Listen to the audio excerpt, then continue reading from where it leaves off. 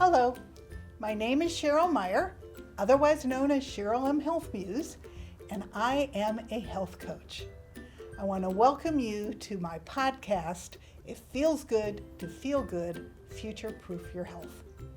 This is a weekly show that will share lifestyle changes that you can make to support your health yourself. Why do I want to share this information with you? 7 years ago, after being a business owner for 20 years, I woke up one morning in horrific pain where every bone and every joint in my body hurt. I went to the doctor. She ran lots of tests, and then she ran some more, and then she ran some more, and finally she called me and announced she was going to give me steroids, but there was absolutely nothing wrong with me and I should seek therapy. I knew something was wrong. I hurt.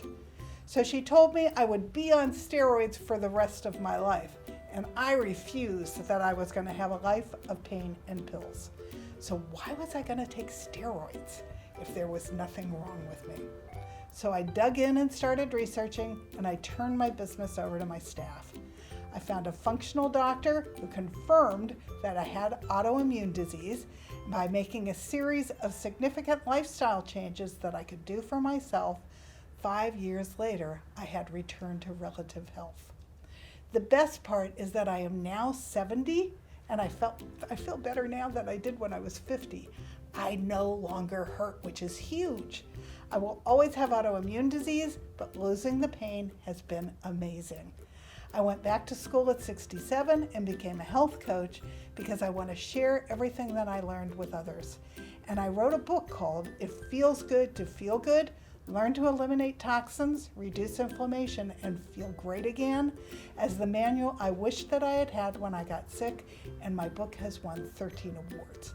So whether you want to future-proof your health and grow old with dignity and grace without dementia and chronic pain and disease, which you don't need to get, or whether or not you already have a chronic condition like autoimmune disease or cancer or heart disease, and you want to learn about what things you can do to improve your long-term health, or whether you want to improve the health of your families and raise healthy children, because 53% of our children have a chronic condition, I look forward to sharing all this information with you. I will tell you, it truly does feel good to feel good, so let's get started. I look forward to having you join me here every week, and I want to give you hope that if you have chronic pain or chronic disease, you can make changes that will improve your health. And if you don't want to go there, you're going to be fine if you listen to the show and put these things into work. I want to give you information so that you can grow old and have a better tomorrow. So thank you for joining me. Let's get started.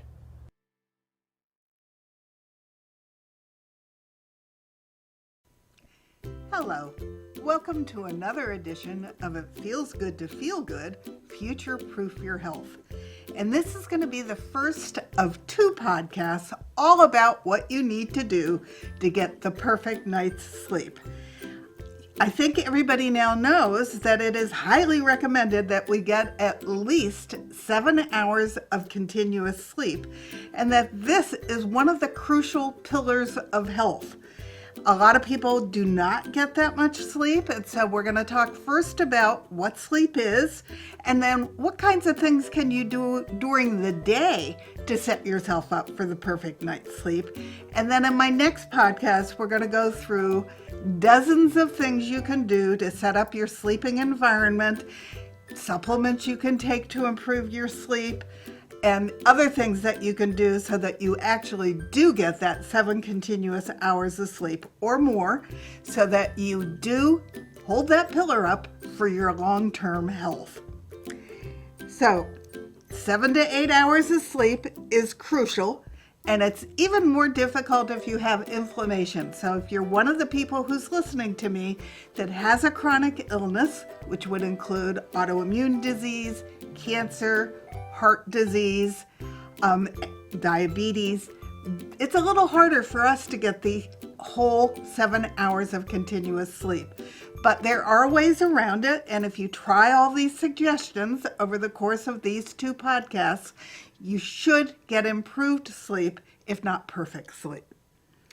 Sleep is actually the number one problem in the United States, affecting over 100 million people because there's 100 million people not getting 7 continuous hours of sleep. The brain, according to Ruman Nauman, PhD, a sleep expert, is considered to be the second gut. Sleeping recharges your immune system, so especially now that we're dealing with superviruses, that's another good reason to make sure that you're getting at least 7 continuous hours of sleep. Important body functions take place while you're asleep. I didn't know that until I wrote my first chapter on sleep. There's a chapter in my first book all about sleep, and a lot of what I'm going to talk about is from that chapter, but I have done additional research of what's come out in the 2 years since I rewrote this book so that you're getting the most up-to-date information that I can find on how to get a perfect night's sleep. But it's always good to have my book to refer to because that will give you the same tips in a way that you can read them and you can remember them and you can utilize them instead of madly trying to make notes while I'm talking today. One of the things that the body does while you're sleeping is it tunes up everything that's going on in your body. So it's just like you took your car in for a tune-up. When you're sleeping, your body goes through a routine that tunes up every system in your body. And that's one of the reasons why the 7 hours is so important. Eating clean, which means eating lots of yummy vegetables and every color of the rainbow, is just as important to sleep as it is to everything else happening in your body. Eating all of those fruits and vegetables creates an alkaline environment for a calm tummy, which will then bring you and encourage sleep. So this is crucial to life, and we're going to go through what that means again, even though I talk about it on almost every podcast. It's really important that you eat the rainbow, so I'm going to talk about that and emphasize it one more time. I want to start off with a quote by Betty White because it cracked me up when I read it. Get at least 8 hours of sleep at night, 9 if you're ugly. And she said that to David Letterman, and I just think it's a hoot. And she continued to say, if you're really ugly, you need more than 9 hours. So she didn't let it go. She kept going that sleep is really important. And believe it or not, sleep is crucial to beauty. So we're going to talk about that a little bit as well. Sleep deprivation can have serious consequences to our health and to our quality of life. But how do we make sure that we get quality sleep? Now, I'm one of those people who has slept easily for most of my life. When I got married again 6 years ago, my husband used to laugh that he would be mid-sentence as I was on my way down to have my head hit the pillow, and by the time my head hit the pillow, bam, I was out. Well, now that I am 72, I am not sleeping through the night as well. I don't have the continuous 7 hours of sleep. So that's a continuous struggle. And I am also going to implement some of the things that we're going to talk about today because I really need to get those last hours of sleep so that I keep my cognizance, which is one of the things that's important to me at my age. So we're going to talk about what is sleep, how it can help us, and what does a lack of it do to our bodies and our minds. And to answer this question, I'm going to start with a quote from the National Institute of Health's NINDS, which is the Institute for Neurological Disorders and Strokes. And they say quality sleep and getting enough of it at the right times is essential to survival as food and water. They go on to say that sleep affects our minds and our bodies, and recent findings suggest that sleep plays a housekeeping role that removes toxins from the brain that build up while you're awake. Sleep affects almost every type of tissue and system in the body, from the brain, the heart, to the lungs, to metabolism, immune function, mood, and disease resistance. NINDS concludes how a lack of poor quality sleep, a lack of good quality sleep will actually affect us. Research shows that a chronic lack of sleep or getting poor quality sleep increases the risk of disorders, including high blood pressure, cardiovascular disease, diabetes, depression, and obesity. And we're going to talk about some of those things today. The question becomes, what is good quality sleep? The National Sleep Foundation gives us 2 indicators of good sleep quality. Falling asleep in 30 minutes or less. Obviously, I don't have a problem with that one. I go down and I'm out. So think about how long does it take you to get to sleep at night. And then the second thing is you only want to wake up one time during the night. And you want to be able to go right back to sleep when you go back to bed. There's actually a new book out, came out I think early last year, which is the new definitive study on sleep. And it was published after 20 years of research by a team of doctors at the University of California at Berkeley. And it's called Why We Sleep, Unlocking the Power of Sleep and Dreams. And the writer of the book is Matthew Walker, and he's a PhD doctor. Now, I strongly recommend this book. It's not a difficult book to read, and Matthew Walker has an excellent sense of humor. So it's a fun read, but it shares everything that this team of doctors found out about why sleep is so blooming important to our health. They have put it on an equal footing with stress to our long-term longevity. So you don't want to have stress. You want to make sure you get 7 hours of sleep. And the other book that's come out recently is about how we breathe. And he believes that breathing properly and breathing deep and filling our lungs is also one of the pillars of health that can shorten our life if we don't breathe properly.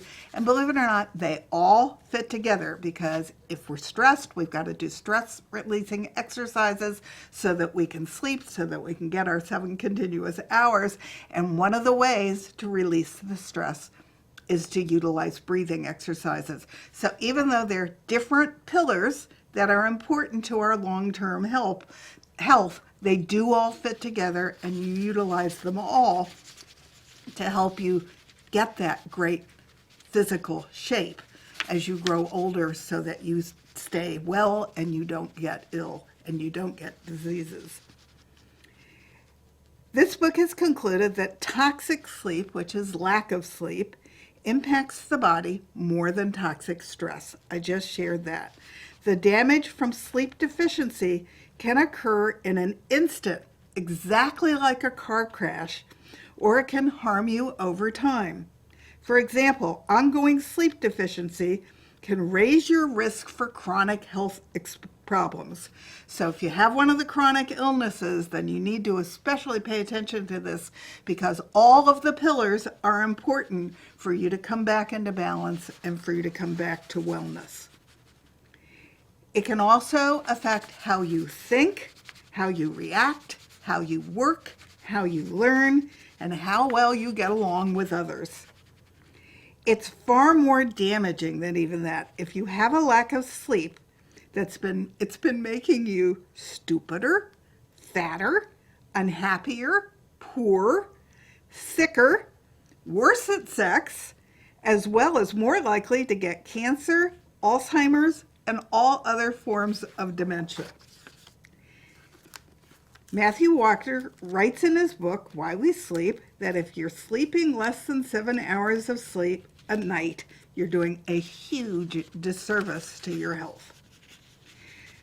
Toxic sleep is considered to be as unhealthy as heavy smoking or excessive drinking. Now, we just talked about the liver, and we discovered that the liver, and having a fatty liver, impacts the heart and is the number 1 cause of heart disease, even bigger than smoking. So lack of sleep is also bigger than smoking. Now, I'm not telling you that that means if you're a smoker, you should keep smoking, because you shouldn't, because your smoking is interrupting your heart and it's interrupting your sleep. So you need to give up that habit. And I think I shared with you once that I was a smoker. I was never a heavy smoker, but I was a smoker for most of my life. And I thought that that was going to be impacting my lungs. I thought that was my big risk. Ends up that after I quit smoking, I discovered my body was loaded with heavy toxic metals, and they were interrupting my health. And the heavy toxic metals came from the nicotine and the chemicals in the cigarettes. So there's lots of reasons not to smoke. Give it up already. And I stopped smoking by deciding one day I was always going to want to smoke. So I was simply going to decide I was a smoker who chose not to smoke. And believe it or not, I have not picked up one cigarette since. So decide that it's not worth it to interrupt your health and to die an ugly death. Just go ahead and give up the smoking. Decide that you're a smoker who's going to choose not to smoke and kick it out the window. Toxic sleep also impacts your weight because it suppresses leptin, which we've been talking about because of the standard American diet, which interrupts your leptin, which is one of those two hormones here in the back of your neck that affects how hungry you are and turns it off. If you're eating all those chemicals in standard American diet, those chemicals that you can't pronounce and don't know what they are, and all the hidden sugar in the standard American diet is turning off both of your mechanisms here that regulate your hunger. One is leptin and the other one is ghrelin. Well, that also will then impact your sleep. So you want these two little hormones to work properly, and you want to make sure that you're not gaining weight, because it's all interconnected in your body. That's the bottom line. So along with detoxing off of sugar and eliminating those toxic chemicals, all are key factors to weight control, and they're all key factors in sleep. And they're the keys to healthy weight loss, and it's a key to healthy 7 continuous hours of sleep. Every major organ in the body and process in the brain is either optimally enhanced by sleep or detrimentally impaired by the amount and quality of our sleep. So the right amount of quality of sleep will then allow us to learn, memorize, and make logical choices. So remember, sugar interrupts all of your abilities to do that in your brain. Well, a lack of sleep does exactly the same thing. And you want to have a well-functioning brain no matter what. So it's important. Getting a good night's sleep improves your immune system and allows your body to do its tune-up to repair cells while you're sleeping. Sleep allows you to soothe painful memories and is the source of creativity in the brain. Sleep allows you to maintain insulin and glucose balance, and it sustains a healthy microbiome, which then impacts the rest of our physical health. It also allows us to maintain a healthy cardiovascular system and proper blood pressure, and the right amount of sleep, 7 continuous hours of sleep, is also really good for your liver. And remember how taxed your liver is, because it's the clearinghouse for all the toxins. So they all work together to create health. That 7th hour of sleep, this is what convinced me that I need the 7 continuous hours of sleep. That 7th hour of sleep is when your brain sweeps out the plaque that has been accumulating that will eventually cause you dementia. When you get to be 72, you want to make sure you keep all your brain and all your cognitive functions. So the shorter your sleep, the shorter your lifespan. And this has become such a significant health problem that the World Health Organization has now declared a sleep loss epidemic throughout all industrialized nations. Good sleep is critical. So let's talk about why it's important and what causes its inability to fall asleep right away and then to sleep all the way through 7 hours till you wake up refreshed in the morning. Even angels need their sleep. Don't forget that. Okay, a good night's sleep improves your learning, improves your creativity, allows you to pay attention and make great decisions, supports healthy growth in children, allows your body to repair, supports your blood pressure, which will drop while you're sleeping, and increases the blood supply to your muscles, which is especially important if you've been injured in any way during the day. It recharges your immune system and it quells inflammation. It reboots your brain. So it cleans out all the crud from your brain and it reboots it so that it's starting brand new and fresh the next morning. And since you've heard your gut is the second brain, your brain is your second gut, and it's really important at night that your brain metaphorically swallows, digests, and sifts through information, and just like the gut, eliminates. So your brain actually goes through and decides what's important, what's not important. It sorts it out, it digests what you want to keep, and then it expels what you don't want to keep, because your brain can't hold everything, so it holds all the things that are important. So it does that at night. When we get a good night's sleep, we are essentially giving ourselves a full mind, body, and spirit tune-up. The conscious mind gets to actively rest, and the subconscious mind has the space to process our thoughts, feelings, and emotions. The body gets to do necessary maintenance and to replenish itself. On the other hand, if we ignore our need for deep and healing sleep, we will soon find that we are out of balance in every area. For example, our stress levels rise significantly and we start feeling really irritable if we don't get 7 continuous hours of sleep. We over and under eat. Our performance at work or at home suffers. Our relationships are negatively impacted, partly because they impact our moods, which are then all over the place. Sleeping taps into our intuitive abilities and lets us utilize them better, and without sleep, we feel less natural. Giving our creative needs a healthy outlet falls away if we don't get 7 continuous hours of sleep. A conscious mind becomes noisy. And I don't know about you, but I've had a problem with noisy mind my whole life, and I have just learned how to calm it down and clean it out so that I don't have busy mind all the time. Your body will feel sluggish if you don't get 7 continuous hours of sleep. You start to succumb to minor illnesses with more frequency.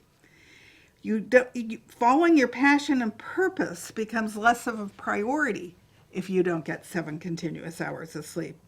And connecting with your true nature, which is who you are beyond the physical, is no longer supported. If you're sleep deficient, you may have trouble making decisions, solving problems, controlling your emotions and behavior, and coping with change. In addition, it's linked to depression, suicide, and risk-taking behavior.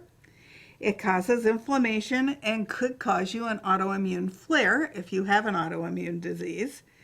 It lowers blood flow to the brain, never a good thing. You can be angry and impulsive as your moods fluctuate when you don't get enough sleep. And it creates moments of micro sleep. Now, this is something that I realized when I was researching that I cope with. Micro sleep is not something that you're even aware of, possibly. It's where you nod off briefly and miss what happened in those moments, whether it's at a lecture, watching television, or at a movie. I didn't know I had that until I was researching for this book, and then I realized that I do it a lot while I'm watching TV at night. I do it when I go to the movies in a theater. I don't think I've ever done it when I'm driving, but that would not be a good thing. And if you have sleep apnea, that is an issue, so you want to make sure that you take care of your sleep. It's linked to an increased risk of heart disease, kidney disease, high blood pressure, diabetes, and stroke. And if you're not getting enough sleep, it increases your blood sugar, which then increases your risk of diabetes. Sleep is an issue. Just one more time, if you're not getting 7 continuous hours of sleep. So no facet of the human body gets spared the crippling, noxious harm of a loss of sleep. Every hour, someone dies in a traffic accident in the United States due to a fatigue-related error. If you're drowsy while driving, please stop. It could be lethal. Power naps may momentarily increase your basic concentration under conditions of sleep deprivation, as can caffeine up to a certain dose. But neither naps nor caffeine can salvage a more complex function of the brain, which means it can't salvage learning, memory, emotional stability, complex reasoning, or decision making. If you don't sleep the very first night, the next morning you have a loss of learning and you lose the chance to consolidate all the memories that were a part of that day, even if you get lots of catch-up sleep later. So it's consistency that's important. You need to be getting 7 continuous hours of sleep every night. A lack of sleep is fast being recognized as a key lifestyle factor determining whether or not you're going to get Alzheimer's disease. And Alzheimer's disease now is called diabetes type 3, which means that it is sugar related, that as I just stated, lack of sleep gets your sugar levels all wonky. And so that contributes to dementia as well. The shorter your sleep, the shorter your life. Say that one to yourself again. The shorter you sleep, the shorter your life. It's really important. The leading causes of disease and death in developed nations are diseases that are crippling healthcare systems, and they are all causal links to a lack of sleep. Short sleep, the type that many Americans in first world countries commonly and routinely report, will increase hunger and appetite, compromise impulse control in the brain, and increase food consumption, especially of high caloric foods. It decreases feelings of food satisfaction after eating, and it prevents effective weight loss when dieting. Sleep deprivation vastly increases your likelihood of infection and reduces your responses to flu vaccinations. So if you're not sleeping and you just went to go get your COVID vaccine, it will impact how well the vaccine takes in your body. You should ask your daughter, and you should ask your doctor how much sleep they've had the night before they do any surgery on you. That one I thought was interesting. So what happens when you sleep? Here are some quick sleep facts. Our brain is very active during sleep, not only during REM, the rapid eye movement stage, but also the stage of, which is the stage of dreams. But the entire time that we're resting our brain, it's actually working harder than it does during the day. Sleep helps organize memories, master skills, and perfect new information that was learned. So if you learned anything new during the day, when you're sleeping is when it actually masters whatever it was that you learned. During sleep, our digestion shifts to heal and repair mode, termed the fasting or catabolic phase. This is when the body cleans up a hard day's work. Digesting everything we put into our mouths is tough.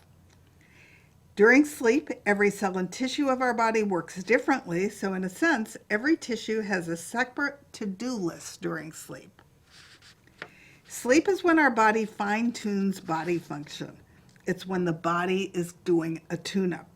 So adequate restful sleep is critical for higher order thinking, problem solving, and in short, without proper sleep, you will only be 25% as efficient at your job or life as you could be. Alcohol actually suppresses REM sleep. REM sleep is exquisitely recalibrating and fine-tuning the emotional circuits of the human brain. And REM sleep, obviously, I've said this before, fuels creativity. So all of that's important. I know I'm most creative when I like take a long drive and my head is empty, then all kinds of creative thoughts can come into my head. And I would imagine that the creativity function works kind of that way during sleep as well. When you're sleeping is when your mind gets to be creative because it's not filled with all of that noise that you have during the day. When you begin your journey into sleep, you will drift through dreamy states called the alpha and theta stages. This is the light state of consciousness where you are easily awakened. Then your heart rate begins to slow, your body temperature drops, and you sleep into deeper and slower delta brain waves, and this is the stage where the body begins to restore itself. After a time of deep delta sleep, you enter the rapid eye movement sleep, the REM sleep. This is the stage where you experience the majority of your dreams. Your brain is alert even though you're in a deep state of sleep, and it's ideal to have 5 or 6 REM cycles at night. REM sleep and dreams are crucial for brain health. Now, I don't remember my dreams very often. I only remember them when I wake up towards the morning and I interrupt the REM cycle. We all dream every night multiple times, but I've never been somebody who has remembered mine because I sleep really deeply. But if I'm woken up while I'm in that REM state, that's when I remember the dreams. The dream cycle repeats itself over and over again all night long. What actually causes sleep disruption? Having trouble sleeping, it seems to be a pretty common complaint, especially in these challenging times. Maybe you're waking up in the middle of the night and then staring at the ceiling for the next hour, or you're just having a hard time dropping off to dreamland in the first place. It would be great if there was an easy and quick fix for sleep issues, but it depends upon whatever the underlying cause of it is. If it's stress, that's a biggie. And if you think it's stress, what I recommend you do is, we've talked about breathing a lot in my podcasts. Look up the Dr. Andrew Weil 478 breathing exercise. If I can't go to sleep, I normally do 4 cycles of the 4-stage breathing exercise. But if I can't go to sleep, I will do them over and over again until I just nod off. Because doing that breathing exercise relaxes your body, releases your stress, resets your parasympathetic nervous system, and will allow you to go back into sleep. If you're taking any medications, you want to make sure that you look them up and see if they might be interrupting your sleep patterns. Being a couch potato is not a good idea either, because you need some regular activity during the day to promote your good night's sleep.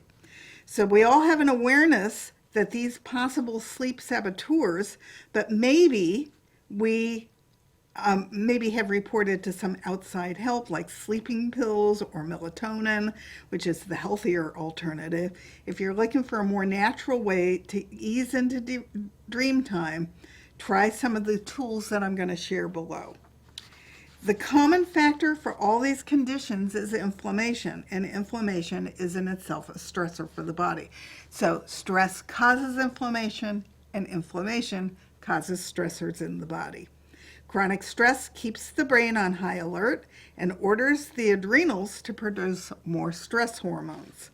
This provokes dilation of the pupils, increased heart rate, blood pressure, and red blood cell production to supply the body with oxygenated blood and nutrients, reduce blood flow to the skin, visceral organs, and kidney, and it allows more airflow into your lungs. Reduce digestive functions, such as decreased enzyme production and gut motility and more, to divert energy to other parts of the body so you're not digesting as much while you're sleeping. So if you're not sleeping, then your gut's working pretty hard again. It increases your glucose levels and that are available for the tissues requiring energy.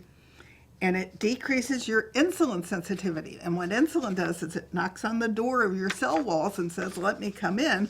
And if you have decreased insulin sensitivity, your cells are not getting the energy that they need from your glucose. It increases sweating to help cool down the body. Elevated cortisol levels for extended periods negatively leads to adrenal fatigue, and that's a widely non-used medical term. Now, I had severe adrenal fatigue when I got autoimmune disease. I was so low in cortisol, I was almost to Addison's disease. And that means that I was dealing with really severe brain fog, and I was more tired when I got up in the morning than when I went to bed at night. So adrenal fatigue is not a good thing, and you can't get enough sleep to catch up with adrenal fatigue. So you want to make sure that you control your stress and you build your cortisol levels back up to the proper level. I actually take rhodiola, which is an Ayurvedic drops that keep my cortisol even and take care of my brain fog. So that's a very good thing. As a result of cortisol, it screws around with high levels of glucose that are also remaining in your circulation. At the same time, your body cells are shutting down those insulin receptors that keep your blood glucose levels high in your blood and are not allowing your cells to get the energy that it needs. The pancreas has exhausted its resources by producing extreme levels of insulin to which the cells are not responding, all because cortisol is a dominant hormone and the stress response is constantly activated. So make sure that you are not stressed and that you do significant breathing before you lay down to go to sleep at night. Melatonin is released in the evening as normal levels of cortisol are supposed to drop. And that's what helps you fall asleep. Melatonin won't keep you asleep, but it will allow you to fall asleep, and that's how important it is. Usually people feel wired and tired when they have too much cortisol and their melatonin hasn't clicked in to let them sleep. And it seems they can't switch off and chronically suffer from insomnia. So if it's taking you more than 30 minutes to fall asleep, then start doing the breathing exercises, because that will reset your parasympathetic nervous system and allow you to fall asleep. You don't want fatigue to set in. And so be careful how much caffeine and sugar you're drinking earlier in the day, which will also impact your ability to fall asleep at night. It may be difficult for people to wake up in the morning and keep their energy levels stable during the day. A greater intake of caffeine interferes with adenosine, a neurotransmitter involved in sleep, and levels increase from the time we wake up until we eventually feel tired and then fall asleep. Furthermore, people who have difficulty sleeping are likely to snack past their bedtime and exceed their daily caloric intake, which research shows is directly related to obesity and diabetes and other health problems, including stress-related mood disorders and impaired cognitive function. It could actually go deeper than that. Thyroid function and thyroid hormones also are affected, leading to chronic fatigue and further weight gain. Metabolism is slowed down, and all the while people want to eat more because they feel like they need more energy, and by eating more late at night, you're actually screwing your body up more. So you are more and more stressed, you shun nutritious foods, you exercise less, you lose muscle mass and put on more weight, you sleep less and less, and you snack more and more, all of which is unhealthy for the body. In our jam-packed culture, sleep seems to take a seat behind the hustle of packing in as much as possible each day. I've had people tell me they don't have time to sleep. They'll sleep when they're dead. That's not a good attitude, because you're really impacting how productive you are during your sleep and during your awake hours if you're not getting appropriate sleep. So it's important. It's as important to our health as healthy eating, drinking, and breathing. And as I said, it's important for the body to repair itself, for the brain to reset, and it's also key for our entire body's well-being. What a good night's sleep consistently eludes us, our well-being is negatively impacted. We get fatigue, irritability, daytime sleepiness, potential for weight gain and difficulty losing weight. We get depression and anxiety. We have elevated blood pressure. We have decreased immunity, and decreased mental focus, and we can't solve problems. So we're not thinking straight, so we're probably not doing a very good job on our job, and we're probably not doing appropriate learning as students. The brain organizes memories, has master skills, and perfects new information.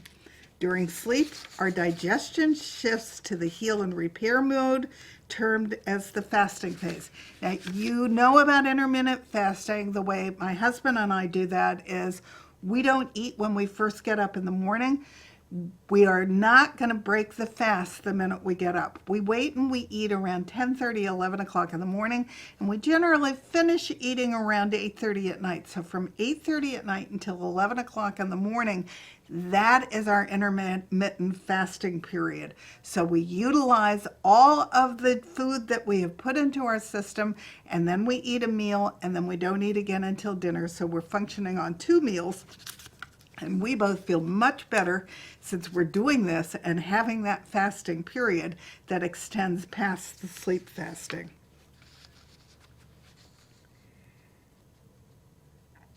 Studies on changing school start times have been done to start thinking about starting an hour later, because it shows higher GPAs following the change and increased life expectancy due to lower traffic accidents, increased attendance, and more. So if your school has shifted 1 hour later, it's because it's better for your children, it's better for their learning, it's better for everything all the way around. Other things that lack of sleep will do: it will alter your perception, it will make you clumsy, it increases muscle tension, it impacts hearing and visual, it gives you altered appetite and metabolism, it gives you inflexible reasoning, it gives you hormonal imbalances that are far beyond your thyroid and your cortisol and your adrenaline, and it obviously has increased your stress. It has increased your anxiety, and you're going to start catching every single illness that goes around. Your work or school performance will suffer. You have difficulty staying alert, focusing, and concentrating. You become forgetful, and you have drowsiness on and off throughout your day. This all increases your risk of accident or injury. Factors that interrupt a good night's sleep. Now, some of these were a surprise. Food sensitivities. I've talked quite a bit about food sensitivities. I have 18 of them.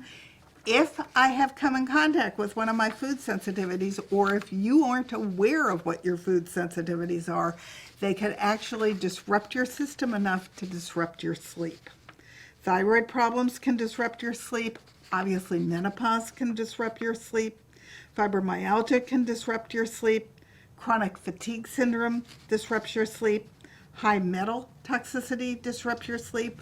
I finally got all the heavy toxic metals out of my body, and that was kind of interesting. I've talked about it. I got them detoxed out, but I didn't get them all, even though I thought I did, because my liver had very busily tucked them into my bones and my fat.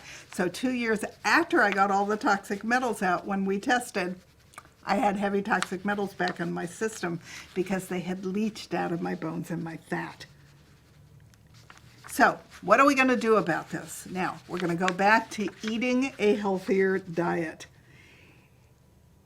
Eating healthier does not require you to be rigid or forgo all snacks. You're just going to eat healthy snacks.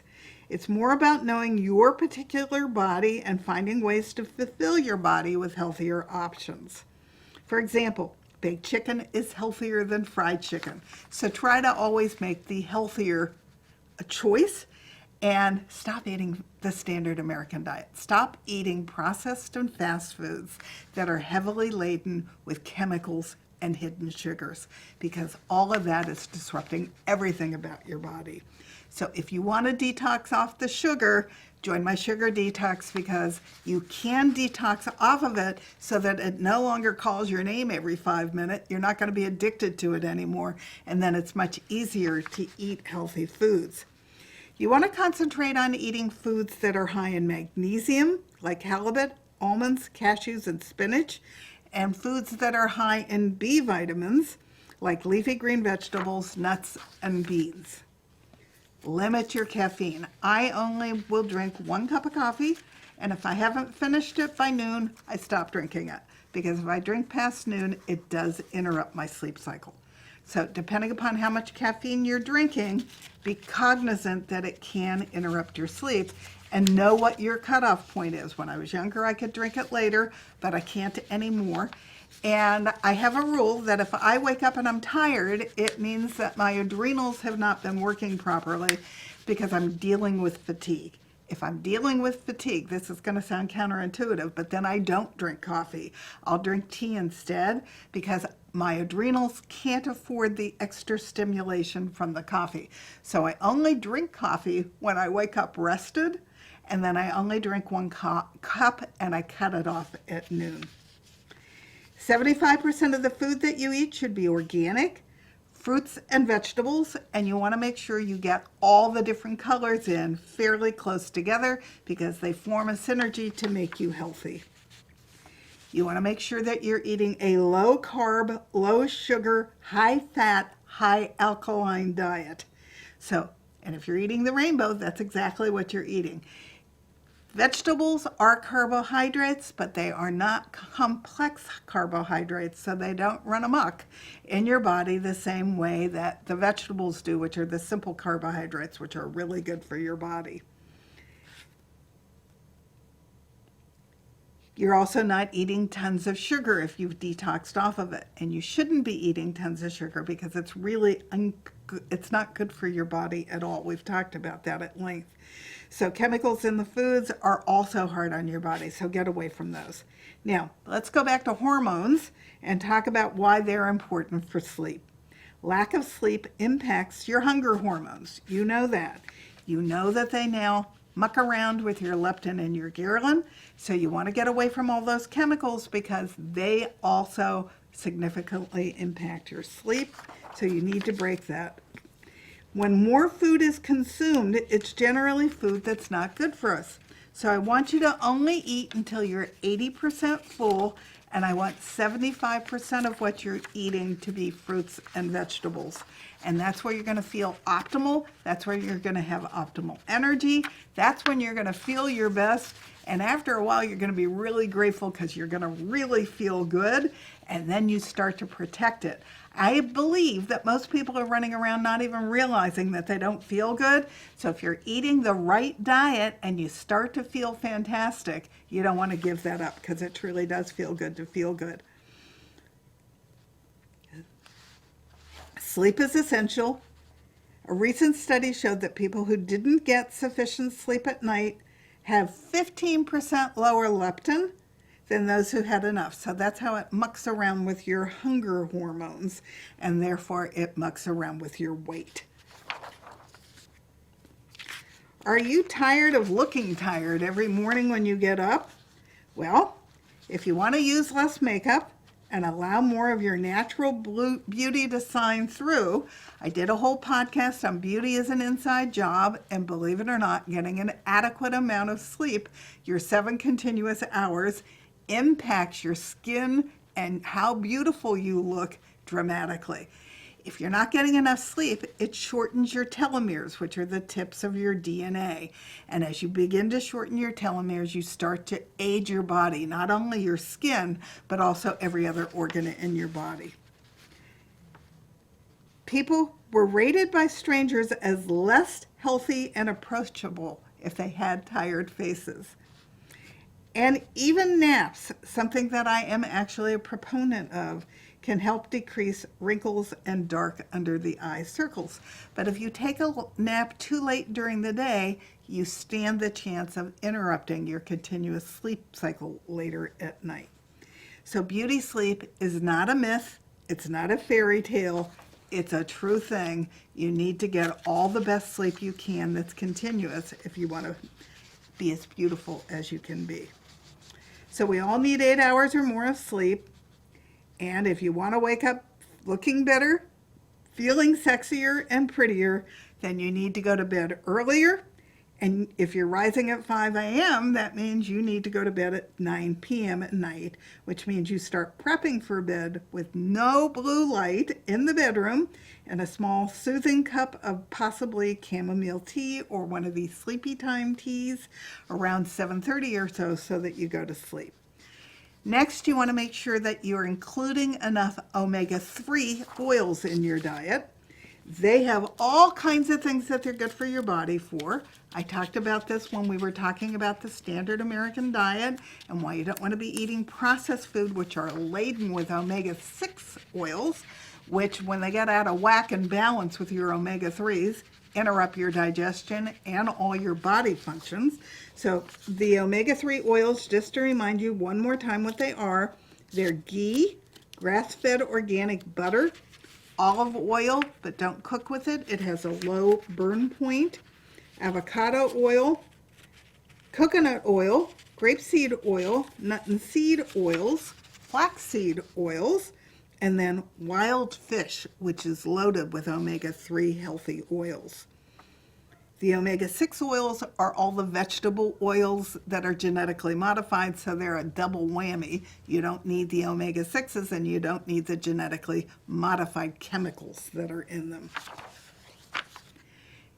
Now, to get a good night's sleep, these are the things you can do during the day. You want to get on a regular schedule. So going to sleep and waking up at the same time creates a rhythm for your body that's important. And only use your bed for sleep or romance. Don't use your bedroom for anything else, just those two things. Avoid using an alarm clock if you stick to a routine. I wake up every morning about the same time, so I don't need an alarm clock anymore. So get into a routine and your body will wake you up naturally. Set a schedule for going to sleep and for waking up. This will balance your internal clock and keep everything else in check. Do so especially during the evening as you approach bedtime. Make sure you have a routine, and next week when we go into what to do at night to get a good night's sleep, we're going to go through all the things that could be part of your nighttime routine. You want to eat your meals at regular times. Regular does not mean rigid, but it means that, like I told you, we try to eat every night at 7 o'clock and we try to be finished so that we get a nice long fasting period until we eat again at 11:30 in the morning. Make your diet a routine. We have chosen to only eat 2 meals a day, and that's good for us, but you might be someone who wants to eat 3 meals a day. Whatever it is, be consistent so that your diet is a routine. Make sure that it's an alkaline diet, which means it's loaded with fruits and vegetables. Eat for a light dinner because I want you to eat for sleep. So eating a light dinner means that you keep your protein down to the size of the palm of your hand, and then you're eating all the fruits and vegetables that will promote sleep. And you want to stop eating when you're 80% full, because by the time the evening wears on, your body will catch up to you and it will tell you that it was actually full. In European countries, lunch is the big hot meal, and there's a reason for that. That's because then they can sleep better. So think about having a smaller, lighter, and earlier dinner, and when you go to sleep, well, you won't be digesting a heavy meal, which is important, that will keep you up and disturb your sleep pattern. Many women find that eating grains at night for dinner interferes with their sleep because grains are energizing. So experiment with whether or not you can afford to eat them or not, and whether or not they keep you awake. Be strategic about your evening meal. Make your evening meal your smallest. Keep high starch content low and finish eating no later than 9 p.m. Steer away from a pre-bedtime drink. No alcohol. If you're going to have alcohol, have it earlier in the evening. And the rule of thumb, which we talked about when we talked about liver health, is 1 drink for women at night and no more than 2 for men. Eat tart cherries and drink tart cherry juice. They're loaded with tryptophan and an essential amino acid that converts into serotonin, which in turn transforms into melatonin in your body and helps you with your sleep. Feed and hydrate yourself properly. Now, you want to stop drinking your water about 2 hours before bedtime because you don't want to be running to the bathroom all night long from drinking too much water. But you do need to drink quite a bit of water up until 2 hours before your bedtime, because your whole body needs to stay hydrated. So the rule is, and it's too much, you should be drinking half your body weight in ounces. I'd say you need to drink 60 to 70 ounces no matter what your body weight is. In excess of that will increase your blood pressure and probably be overdoing it for you. But make sure that you're drinking water all day long, preferably with some lemon in it, which makes it alkaline. But if you're not drinking it with lemon, drink it from stainless steel bottles, and never drink it from plastic, because those chemicals are interrupting all your body functions as well. Okay, if you're still having a hard time sleeping, add some of these to your dinner. These are foods that are high in L-tryptophan. Turkey. Turkey's very high in L-tryptophan. So if you haven't been sleeping, add turkey to your evening meal. Almonds, walnuts, seeds, chamomile tea, passion flower tea, kiwi, and then the tart cherry juice. Early in the day, engage in physical exercise. You want to exercise during the day, and it doesn't have to be a whole lot of exercise. It could be as little as 10 minutes walking outside. One of the important things to get your body into the right cycle is when you get up in the morning, go outside and get 10 minutes of natural sunlight, which will set your circadian rhythm. And believe it or not, doing that first thing in the morning will help you have a circadian rhythm at the end of the day when you can go to sleep. You can do walking, you can go to the gym, you can do my personal favorite, which is what I call my mini trampoline, which is my rebounder. But you want to move every day, and don't do it too late in the day because it will warm up your body, and you want to get your body to a cooler temperature for perfect sleep. So you want to get on a regular schedule with all of this. You want to get on a schedule with when you're getting up, when you're getting outside for that initial jolt of sunlight, when you're going to go inside and do your exercise, when you're going to eat your meals, and then making sure that you finish your evening meal by 9 o'clock at night so that it's all on a schedule so that your circadian rhythm is all ready to go into full force.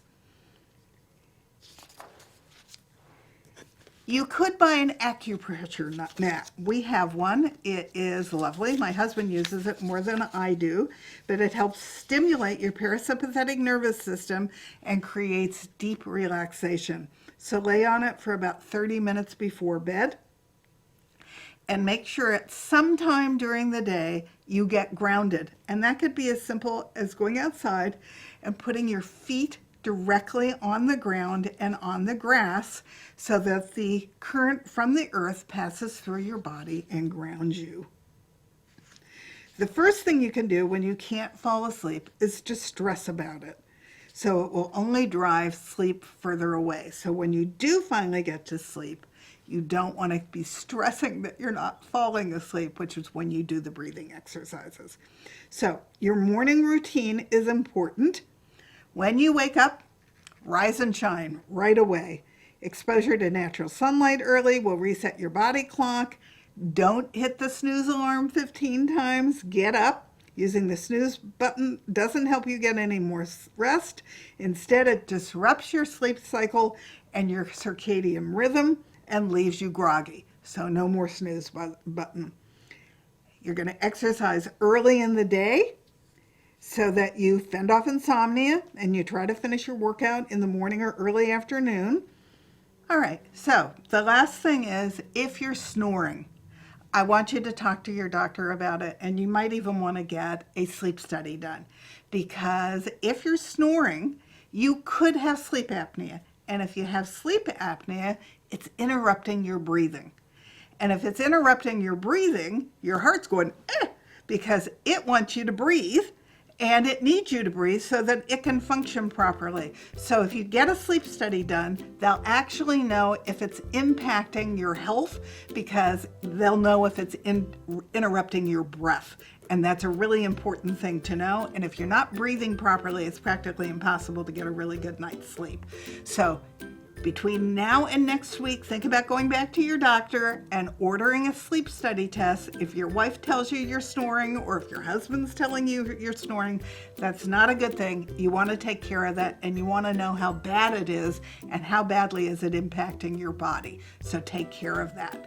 Now, next week we're going to come back and we're going to talk about the dozens of things you can do to make your room perfect, to set yourself up for the perfect night's sleep, and then to get those 7 continuous hours of sleep so that you function at your all-time best each and every day, and so that you're taking care of the health of your body by making sure the pillar of sleep is a strong pillar and taking care of you.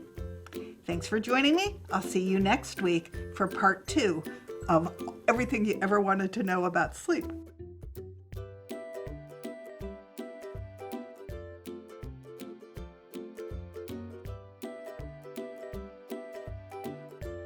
Hello, could I see a show of hands if there's anybody out there like me who's tried to lose weight their whole life and not been successful?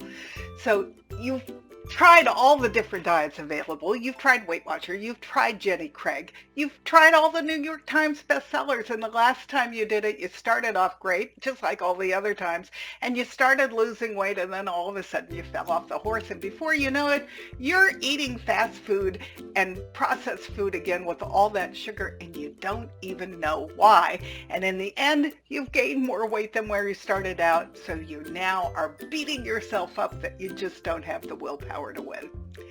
If that's you, I want to address the elephant in the room, because 9 years ago I got autoimmune disease and started researching because I didn't want the pain that came with the autoimmune disease, and the added benefit was I lost the weight along the way.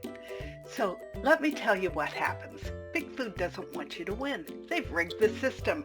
They've put so many chemicals into fast food and processed food that they light up the brain like a pinball machine. It's the same part of the brain that goes off for cocaine and heroin, and you feel great when you eat that food, but it's not making you feel good, and you're starving your body for nutrition because it's loaded with empty calories. So you're getting fat eating that food, and it's not giving your body what you need. And it's turning off all your own feel-good hormones of serotonin and dopamine and even your insulin, which keeps your moods even. But worse than that, there's 2 little hormones here at the back of your neck called ghrelin and leptin, and they don't work, and they regulate your appetite because all those chemicals have subdued them, so you don't even know when you're full. So what did I learn to do instead? I'm eating the GLAD diet, loaded with all the phytonutrients that my body needs to be healthy and to thrive and to boost my immune system and to ditch the pain. And along the way of eating all this live food, I lost 60 pounds without dieting. You see, I was starving my body for nutrition when I was eating the standard American diet, and now that I'm giving my body all those beautiful phytonutrients, it's not holding on to it anymore, so it's just dropping it automatically. So don't eat the standard American diet. I don't want you to get a standard American disease, and I certainly don't want you to die the standard American death. Instead, start eating the GLAD diet, because by eating all those beautiful phytonutrients, you will be healthier and you will live long and thrive. Thank you.